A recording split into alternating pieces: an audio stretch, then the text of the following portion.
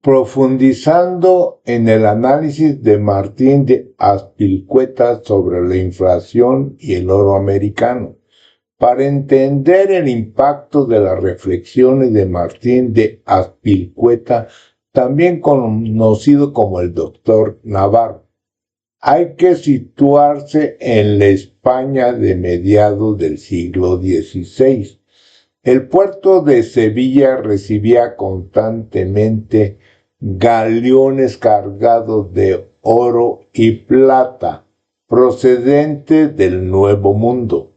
Paradójicamente, en lugar de enriquecerse la población local, comenzó a experimentar una pérdida drástica de su poder adquisitivo, debido a una subida de precios descomunal, un fenómeno histórico que hoy conocemos como la revolución de los precios. En su célebre obra Comentarios de Resoluciones de Cambio, 1556, Azpilicueta se propuso explicar un misterio que desconcertaba a los comerciantes: ¿por qué las mercancías y la vida eran mucho más caras en España que en Francia, Italia o Flandes? El descubrimiento de la teoría cuantitativa del dinero. La gran misión de Azpilicueta fue despejar el dinero de su aura sagrada y tratarlo como una mercancía más, sujeta a las leyes de la escasez y la abundancia. Su conclusión se convirtió en el primer anunciado claro de la teoría cuantitativa del dinero en la historia del pensamiento económico. La masa del dinero por la velocidad del dinero es igual al precio de las mercancías que se producen en un año. Este es un ejemplo nada más, donde el aumento de la masa monetaria, que es M, manteniendo la velocidad de circulación, o sea, es el cambio que se hace de dinero de las personas entre sí, eleva proporcionalmente el nivel de los precios. En sus propias palabras decimonónicas, lo explicó con una claridad meridiana: el dinero vale más donde y cuando hay falta de él que donde y cuando hay abundancia. O sea, el dinero vale más cuando falta él, y donde abunda, pues vale menos. Y la razón de esto es que el dinero no es más que una mercancía que se compra y vende, y cuyo precio sube o baja según la estimación que los hombres hacen de ella y según su escasez o abundancia. Exactamente, Enrique. Has capturado perfectamente la esencia matemática de la teoría cuantitativa del dinero. Lo que acabas de describir es la famosa ecuación de intercambio de Irving Fisher, que formalmente se escribe así: la masa del dinero por la velocidad del dinero igual a los precios por el Producto Interno Bruto, donde las variables corresponden justo con tu ejemplo. Masa monetaria, la cantidad de dinero en circulación, en tu ejemplo son 10 pesos. La velocidad de la circulación, el número de veces que cada peso cambia de mano en un periodo dado, en tu ejemplo 2. La P, nivel de precios, el precio de las mercancías, o Y, producción o Producto Interno Bruto Real, la cantidad de bienes y servicios producidos.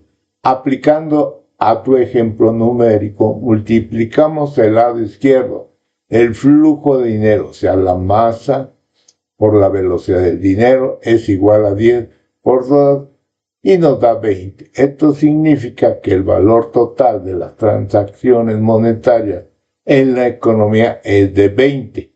Por lo tanto, para que la ecuación se equilibre, el valor nominal de la producción, el precio por el interno bruto, que es el Producto Interno Bruto nominal, también tiene que ser 20. Si, por ejemplo, la producción real fuera de 10 unidades de mercancías, el precio P tendría que ser forzosamente 2 por 10 igual a 20. La conclusión de la teoría, el núcleo de esta teoría, defendida fuertemente por economistas clásicos y más tarde por monetaristas como Milton Friedman,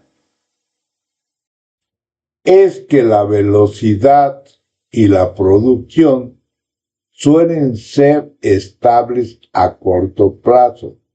Por lo tanto, si el Banco Central decide aumentar la masa monetaria al doble sin que aumente la producción real, el único resultado posible es que los precios también se dupliquen. De ahí viene la máxima de que la inflación es siempre un fenómeno monetario. Lo planteaste de manera impecable y muy clara. ¿Qué pasa con esta relación cuando la velocidad del dinero cae, como suele ocurrir en las crisis económicas? Esto lo puedes resolver utilizando la ecuación y reduciendo la velocidad del dinero y ver qué pasa. ¿Ok? Ese es un ejemplo que te propongo que lo hagas y puedes manejar de esta forma, aumentando la velocidad, decayendo el Producto Interno Bruto, aumentar los precios, aumentar la masa monetaria y verás qué efectos produce en una supuesta economía. ¿Ok? Esta teoría es de los Chicago Boys, que son monetaristas o no. Sí, totalmente, Enrique. Los Chicago Boys eran monetaristas de pies a cabeza. De hecho, son el ejemplo histórico más puro y radical de la aplicación de esta teoría en el mundo real. Esta escuela de pensamiento tiene una línea directa con la que acabamos de revisar, la conexión con Milton Friedman. El padre espiritual e intelectual de los Chicago Boys fue Milton Friedman, profesor de la Universidad de Chicago y el máximo exponente del monetarismo en el siglo XX. Los Chicago Boys fueron un grupo de economistas chilenos y de otros países de América Latina que fueron a estudiar su posgrado a esa universidad en los años 50 y 70. Ahí absorbieron la idea de que la gestión de la masa monetaria es el factor más crucial para controlar la economía. ¿Cómo aplicaban la ecuación de intercambio masa, velocidad, precios y Producto Interno Bruto? Cuando ellos llegaron al poder en Chile en los años 70 durante la dictadura de Pinochet, el país arrastraba una inflación galopante, una hiperinflación que superaba el 300 o 500% anual. Siguiendo estrictamente la teoría que mencionaste, su diagnóstico fue fulminante. La causa del problema: el gobierno anterior había financiado el gasto público imprimiendo billetes, es decir, aumentaron la masa monetaria de forma descontrolada sin que la producción real creciera. La solución monetarista: aplicaron un tratamiento de choque, frenaron en seco la emisión de dinero y recortaron drásticamente el gasto público para cerrar el déficit fiscal. O sea que acortaron la masa monetaria circulante y cerraron el déficit fiscal. O sea que empezaron a cobrar más, más impuestos a las personas. O sea, no había esa que ya no te cobro, sino que aplicaron una dura política fiscal. Al reducir drásticamente el crecimiento de la masa monetaria, la ecuación se equilibró a largo plazo y lograron frenar la inflación, aunque el costo social y el desempleo a corto plazo fueron sumamente severos debido al freno de la actividad económica general. Al recortar la masa circulante de la masa de dinero, pues la gente ya no tenía mucho dinero para consumir, y eso agravó pues que en ese momento los programas sociales cayeran, el programa social y el desempleo también, porque no había mucha masa monetaria circulante. Controlaron la inflación. Para los monetaristas de Chicago, el mercado libre debe regular los precios y el Estado debe limitarse a una sola cosa: controlar que la masa de dinero crezca de manera estable y moderada al mismo ritmo que crece la producción real del país, para evitar tanto la inflación como la deflación. ¿Te gustaría que analicemos los argumentos que usan los críticos de esta escuela como los que iniciaron para decir este enfoque tan estricto del dinero? Lo dejamos pendiente, Gemini. Por ahorita vamos bien.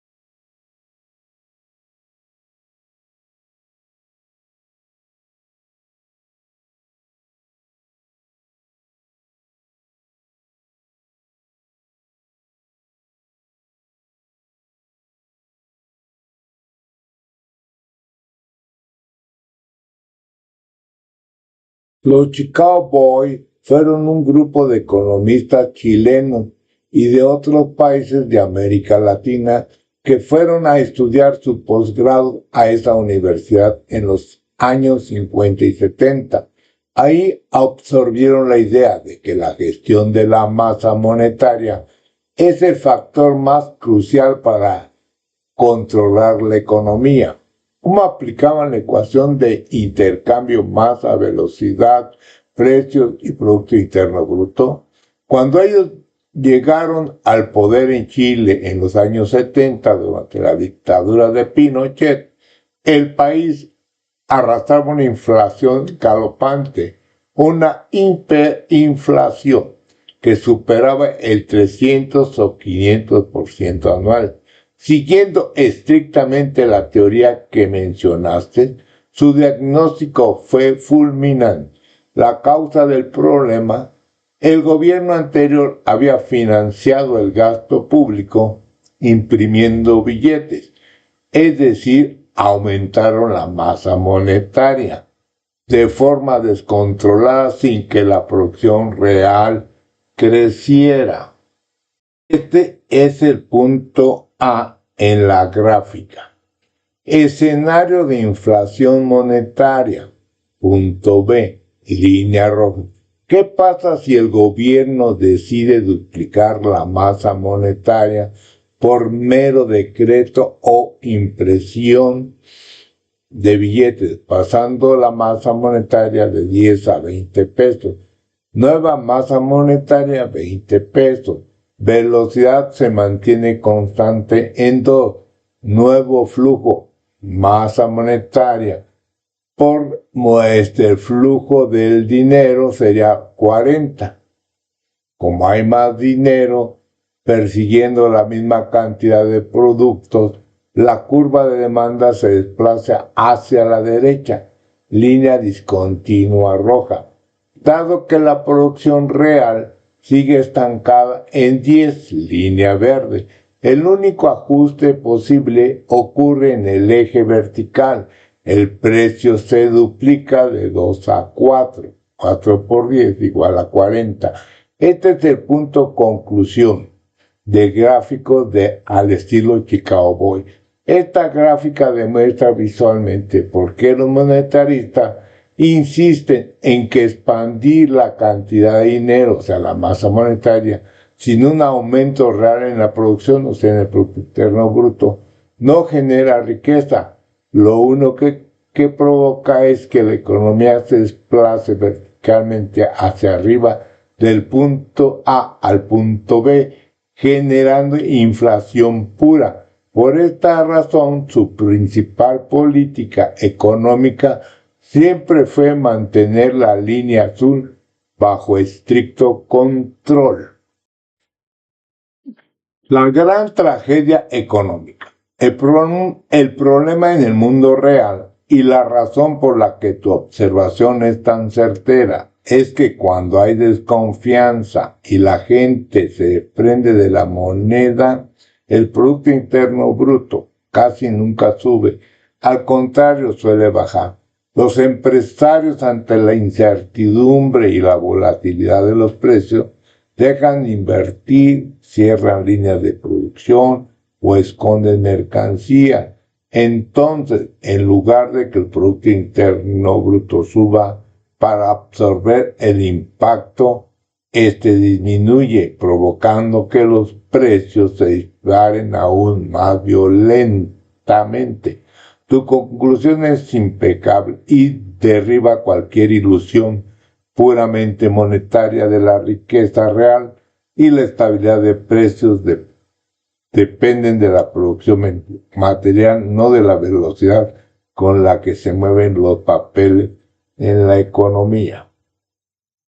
Los tres pilares de su análisis monetario: el análisis de Azpilicueta sobre el flujo de metales americanos se articuló en torno a tres observaciones fundamentales que transformaron la teoría financiera: el poder geográfico, el poder adquisitivo geográfico.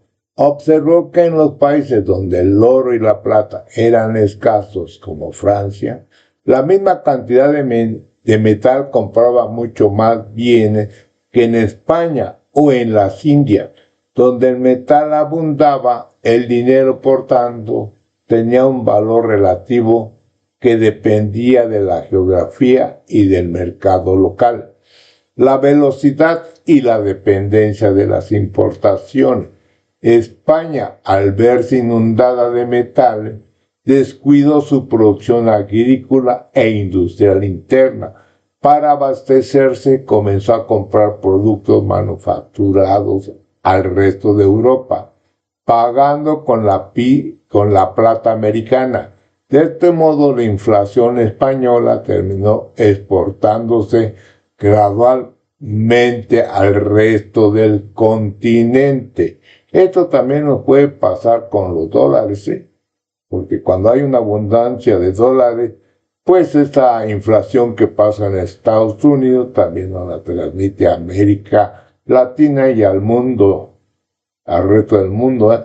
Lo estamos viendo que ya, pues la devaluación del dólar pues ya está bajando con respecto a como lo teníamos antes nuestro peso, pero es otro análisis. El valor del dinero en el tiempo. Al analizar los contratos y las letras de cambio, Azpilicueta defendió que el dinero presente tiene mayor valor que el dinero futuro. Esta noción revolucionaria para la época justificaba legítimamente el cobro de un interés o una prima por el cambio de divisa, distanciándose de la condena eclesiástica medieval sobre la usura. Pero en este sentido, el doctor Navarro o Azpilicueta decía que debía ser un cobro justo en el tiempo, no una usura que la tomaba como una cosa normal la usura. Nosotros ya la tomamos como cuando los intereses ya sobrepasan la cuestión normal, ¿verdad? Y si a una tasa del 8, 15 o 20 se dispara a veces al 100%, pues ya es usura, ¿verdad? Sí, es un abuso de aquel prestamista o de los bancos que genera ese tipo de una usura ya fuera de toda lógica y que a veces ni los mismos deudores pueden pagar eso. Gracias a este enfoque, el doctor Navarro demostró que la verdadera riqueza de una nación no reside en la acumulación pasiva de metales preciosos, sino en su capacidad productiva y en el equilibrio de sus mercados. Este principio, que siglos más tarde se volvería pilar fundamental de la macroeconomía. O sea que él no se basaba tanto en la acumulación de oro o plata, sino en la capacidad productiva que tiene cada país, ¿verdad? O sea, la producción de mercancía. Y pues la producción de mercancía genera empleo, emplea ahorro, genera inversión, y es un ciclo donde la economía va creciendo, si lo vemos bien desde ese punto, ¿verdad?